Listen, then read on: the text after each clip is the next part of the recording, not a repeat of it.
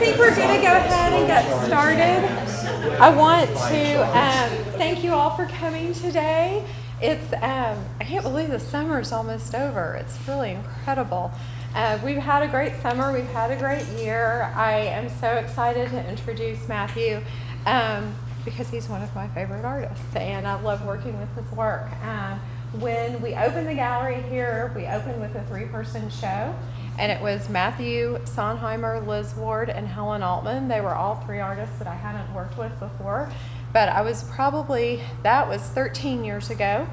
And before that, I was introduced to Matthew's work. I remember it vividly. I was at what became Art House, but it was the Texas Fine Arts Association in Austin. And Sue Graves had asked various curators to select an artist that they were really excited about. And Dana Frisk Hansen, who I knew well at the time, who was a curator at the CAM at the time, selected Matthew Sontheimer. And Matthew and Dana had a dialogue about his work, and I was hooked. I was totally hooked. I am so excited. I mean, I'm always so excited about his work, and he is one of those artists where, and he hears me say it, every single piece is intriguing to me. I think the work is fascinating. I think it is so strong.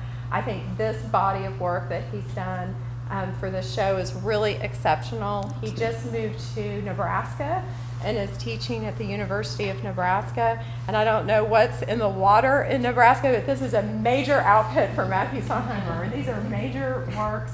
And I invite you to, the exhibition is up until, Beth, when is September 1st.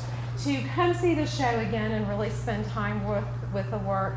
They're really intimate pieces, and there's a lot of information with each work. But the best thing is to have Matthew here and have him explain these great works on paper to us. So, thank you. Thank you. So, thank you guys for coming. Thank you, Talley. And thank you, Beth Taylor, for helping orchestrate all of this. I just got off of my, I was serving ice cream earlier, so I'm sorry if I'm still dressed in my uniform. Anyway, I guess in Nebraska, I've been carbo loading a lot with all the corn, so that kind of pumped me up to make this body of work. The work that a lot of people are probably used to of mine that I showed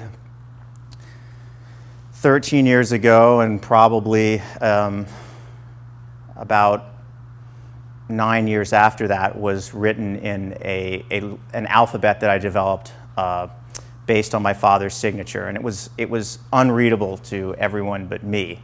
And then when I started teaching, when I came to North Texas, I was interacting with a lot of students, obviously, and I was having to, hopefully, and I was having to talk to people about images and what they meant, and I couldn't speak in decoded language. I actually had to speak directly to people, and so that really played a part in my work becoming translatable, I guess you could say. And another part of that was I had it's funny to have him in here, but I had a standing dinner with Ed Blackburn. I guess it was on Wednesdays. I can't remember, Ed. Every Wednesday for about 3.5 years, and we would have these incredibly long discussions, which he was very generous. I'm a real talker, so he was really nice to sort of sit there and let me berate him with ideas, and then I tried my best to listen to what he had to say. And we would have these talks, and then we started sending each other emails back and forth about what we had talked about, and we would make these little collages based on some of the ideas that we had discussed. And some of the things that I would occasionally, well, I would send him an email, but then my desk ended up being like 2 desks from his, so I would start writing these things on pieces of paper and sticking them on his desk. And at first they were just these conversations about a certain image that I might have printed out on a piece of paper. But then this is sort of unusual for me. Like much of the work I had done previous to this, I was pretty much used to being very depressed when I work. Like I thought, like if I wasn't depressed and I wasn't sort of angst-ridden, like the work just wasn't quote unquote real. Like I wasn't doing anything authentic. But this work was, I'm not going to say like I'm overjoyed and it's just a spectacular day every day in the studio, because it really isn't. But I enjoyed the process of working on these pieces, and I enjoyed particularly the idea that, well, the idea that I was gonna open up the field completely, like where I had said basically nothing except giving you a pictorial image or some sort of formal image of text which you couldn't read, or a series of numbers which couldn't be translated. I was just going to go the exact opposite direction. I was going to explain everything. Every move I made on the drawing, every different type of utensil I used in the work, the scale of the page, why I thought that the scale of the page was working, or if I thought if I didn't think the piece was working, I would say that as well in the piece, and try to figure out what would work better in the work. So in the beginning, and this is the first piece that I made, I was just writing in my hand, and I came up with these. I wanted something to play off of. I mean, in the earlier work, I would have this invented typeface that I would draw from, and that was something that I could respond to.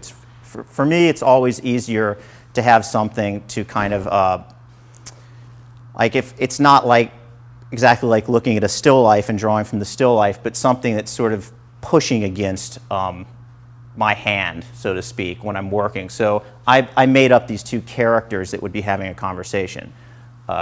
One is called the miner, this little symbol that looks like an M, and it's spelled M-I-N-E-R, like a person that's mining for something. And then the weigher is this character that's darkened in, shows a little more body, and all that character does is ask questions. And so the miner and the weigher ask questions throughout the drawing, and you can, if you like, you can follow them sequentially through the drawing. But it's not that easy to follow them because I make mistakes a lot, and I have arrows pointing you where you might go, or I'll blow up a section and say, you know, earlier we were speaking here and now we're here. Such in this drawing where that happens, where a section is, I'll take a photograph of the actual drawing and I'll blow it up and tell you like what I meant to say, or what, you know, you probably can't see this because it'll say something like this, like it was in 2-point text, and you can't, it's very hard to read 2-point text, so I'm going to blow it up for you so you can see. Maybe it was, I should have said it in a little bolder of a voice, because oftentimes it's very easy for me to sort of fall back into my old pattern and just hide in a drawing. Like, well, if I say it, you know, if I'll just say it in such a compulsive way that nobody can read it, but I really do want you to read it. And sometimes when I come back into the image, I'll come back a day later, I made up a new character here where it's the two of them, and they just say like, until tomorrow, or done for, or stopping here for now. And then I'll show up the next day and I'll be sort of mortified as to what I've said. And so that's something I can talk about. And I'm very interested in when I wasn't a huge reader when I was younger. My brother got all the books with words, and I got all the books with pictures. And I still, my mother still sends me children's books, and I have a large collection of children's books. And so my brother became a poetry major, and I became a visual arts major. But one of the things I did like looking at seeing when I would look at books was the spaces between paragraph structures. You know, and I guess I was reading, it's not like I don't read, but I was reading that. I was reading the visual information. But I'm still sort of skeptical as to what I think about this, the quote-unquote negative space, the space between these things. So I want to address that. I want to address everything in these works. So I address that by, in this case, I went to a paint store. I guess they don't, it's hard to find gray primer, like, unless it's in a spray can. So I went and I brought a spray can to Ace Hardware, and I matched the color of gray primer. And that's what this is. It's just house paint that looks like gray primer. Primer, to me, indicates something that's being fixed or something that's going to be fixed. And so that's what this gray indicates. And I also liked, I liked the way it started pushing the letter forms out, the various text. But I had different ideas in different pieces. Like at one point, this piece here, which is each one of these drawings, by the way, in each one of these drawings, I'm figuring out what the next drawing is supposed to do. I don't have a, this is also something that's very different from my earlier work, where I would have a very specific set of rules and regulations, almost militant, that I could not break from. And the text had to be set a certain way, and they had to be exactly the same size, and each letter form had to be exactly the same. And this, I sort of start the piece, like I'll put something on the piece to indicate something. Like this is a digital copy of that drawing. And I don't know what, I didn't know what to say about it, so I wrote "still contemplating" on this. But I wrote it in this particular typeface was a typeface designed by the designer Milton Glaser, very famous designer. He's probably most famous for his "I Love New York." He designed the "I Love New York." And then, since it is a typeface designed by somebody, I thought, well, I better tell you that Milton Glaser designed it. So here's a link, a URL address to a website that talks about Milton Glaser, and that he designed this typeface. And then I wasn't quite sure that, I wanted to make sure that that typeface was, or the website was correct. So I went and did some research on the guy that wrote the article. So this is the guy that wrote the article. It says, his name's Zachary Sachs. I'm a technician at the Milton Glaser SVA archives. So I figured, okay, this guy's legit. You know, it's so. And then this is where. But as I'm doing these things, as I'm trying to sort of indicate where this is coming from, I'm also doing research for myself. Like, I didn't know that Milton Glaser saw this I think it was for a tailor. This is an image of a sign in Mexico that he saw, and he liked the typeface, and so he designed this type here. He liked the shapes of these things, and he designed this typeface. Baby teeth is what it's called. The typeface is famously used in one of his most iconic posters, which is this image of Bob Dylan, and it says Dylan below it, and it has his profile in color. And I like the name of it, Baby Teeth, because this was something new that I was trying, so I figured the name Baby Teeth, things coming in, seemed to make sense. Then I start in this drawing figuring out what sort of voice should I speak in? What typeface should I use? And I can really sort of geek out on these things. I spend hours on type sites, and but I didn't want it to be too stylized a typeface, too hip a typeface. So I found this typeface designed by this guy named Clayton Smith, which sort of looks like Courier. But Clayton Smith's typeface was kind of a Courier that didn't make it. It's sort of a, I don't want to say it was a loser of a typeface, but it was used by IBM for a brief period of time, and I like the name. The name is totally stupid. It's Prestige Elite. It just sounds so dumb.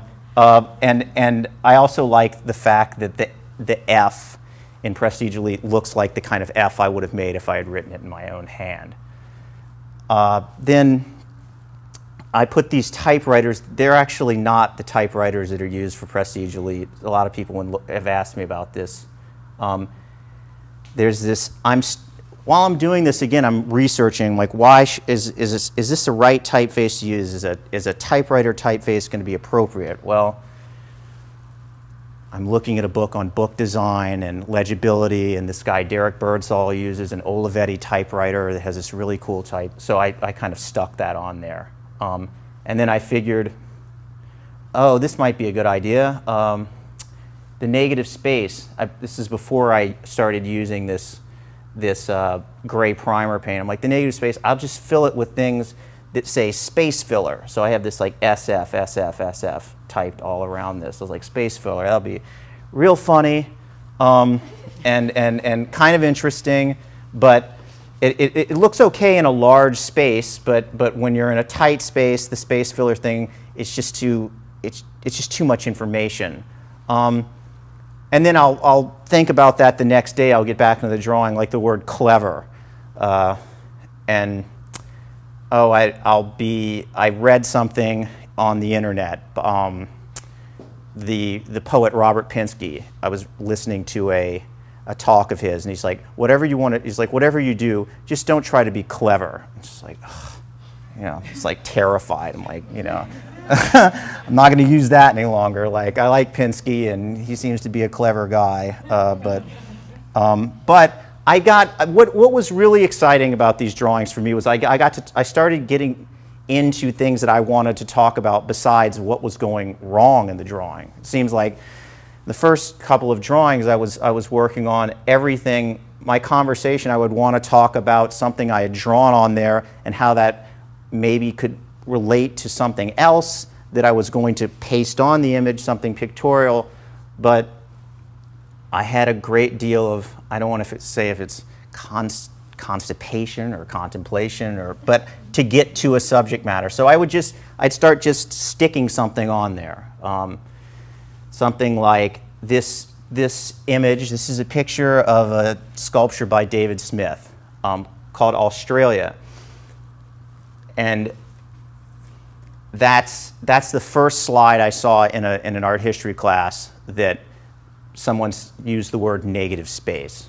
But this is at Bolton Landing where his studio was.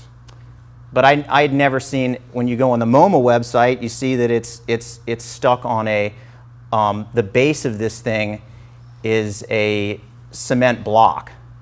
And so I put that there. It's obviously the cement block is much bigger than the actual, this sculpture is pretty big. And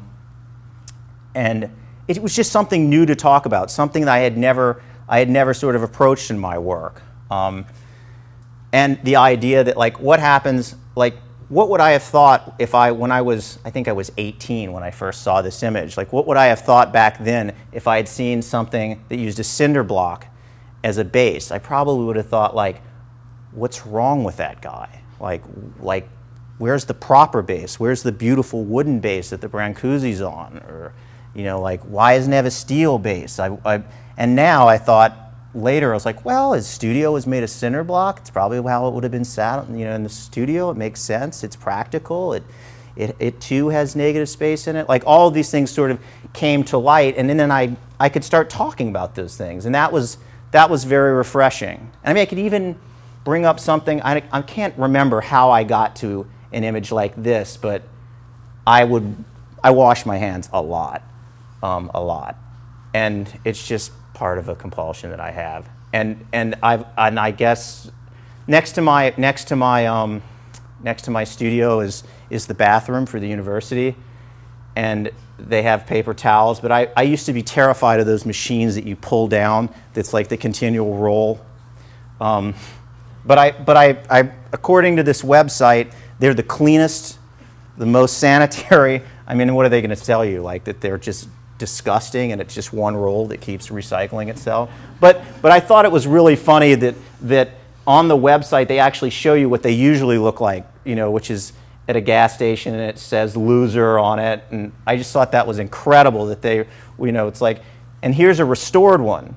But of course, I've photoshopped the hell out of this thing so it's just spotlessly clean.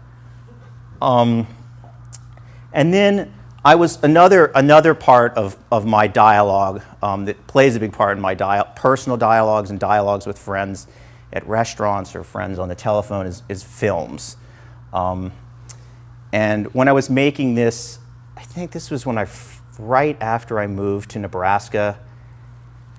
And so this is 2 scenes from The Last Picture Show, which is a movie that I've seen, I don't know, 100 times. And that I'm particularly obsessed with. When I was in graduate school, I went to school in Montana, and I'm like 2 with the outdoors. I'm not an outdoorsman. And so like living in Montana was I mean, it was fascinating, but I'd look at the mountains and it's just like, it's a postcard. I just go back inside. So I would watch The Last Picture Show in Giant every night while I was there. But a kind of interesting thing happened. I was able to see The Last Picture Show on the big screen in Omaha. They have this wonderful theater, and it really changed. There were things in the movie that really changed my viewpoint. Just really quickly, like when you see something on the big screen in its proper setting, it really does make you think about how art should be displayed, or how different it is when you watch a film on television versus when you would have seen it originally in the theater. So I had never noticed, even though there's this planter that's the shape of a gun, and when Timothy Bottom's character and Cloris Leachman's character, the interaction, this object is just so perfect in terms of how there's this tension between these two. And then at the end of the movie, this is the first time you see them, and this is the end of the film. I'm not ruining it for you by telling you that, but the thing becomes like this dark cloud over the town, which I thought was really quite poetic. Some of the things that I was working on during this period were this was kind of an oddity to stick into the show, or it felt like that, but it seemed appropriate after I hung it up. But this was hanging in my studio when I first came to Nebraska. My studio was fairly empty, and there was some sort of faculty meeting, and they said, "You've got to have something in your studio." Like, what the hell are you got to put some work up in your studio. And I was like, I don't want to print something digitally out in my studio and just hang something up and just have a bunch of like digital prints. Like, here's what I've done before I came here, and these are some ideas that I'm working on. So I took my wife, when I first moved to North Texas. I had this kind of, it was a small apartment. It kind of reminded me of the kind of apartment I would have had when I was in college, and I still had all the posters from my dorm room in college, and my wife hung them all up in the apartment, and like all these sort of things that I would have looked at when I was in school, and I still had them all. And I was like, okay, well, this might be kind of funny. I'll just hang one of those dorm room posters up on the wall. That'll be clever. But then I hung it up on the wall, and I realized that this isn't the original image. The Fernand Léger image that was on this poster, the poster was much bigger, and it was a woman holding some flowers, and she had a book in her arm. He painted a lot of versions, by the way, of this painting. The one I can't seem to find online the one that this one came from, but there's often one where the arm is facing a different direction, and so it's owned by MoMA. I think it's like woman with book in red. And so for months, when I was trying to find the original, after I cut this poster up, and I lost the name of it, I thought that some intern at MoMA had just flipped the slide and put it on the website. Sometimes you like think something's going to be really funny when you say it, and then it's not funny later.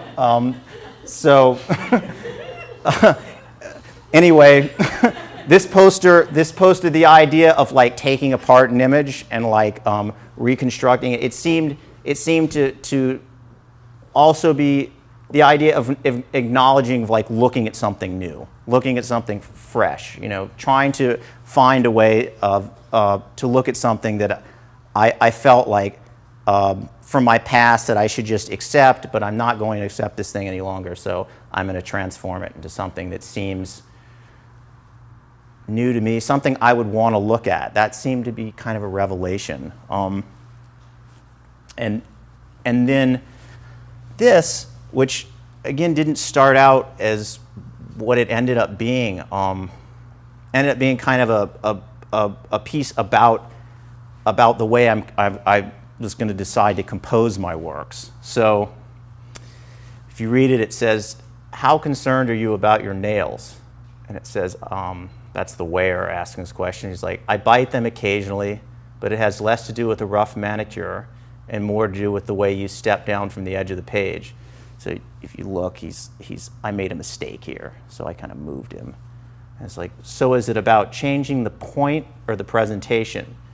It says it's more about feeling appropriate than being composed, and that was kind of where I was at, and still where I'm sort of at in the work. But these two images, some of the negative space on these pieces I thought looked like when an insect eats paper. It sort of it has these kind of odd trails and bits and pieces that it bites at. And so I went on a website, sorry.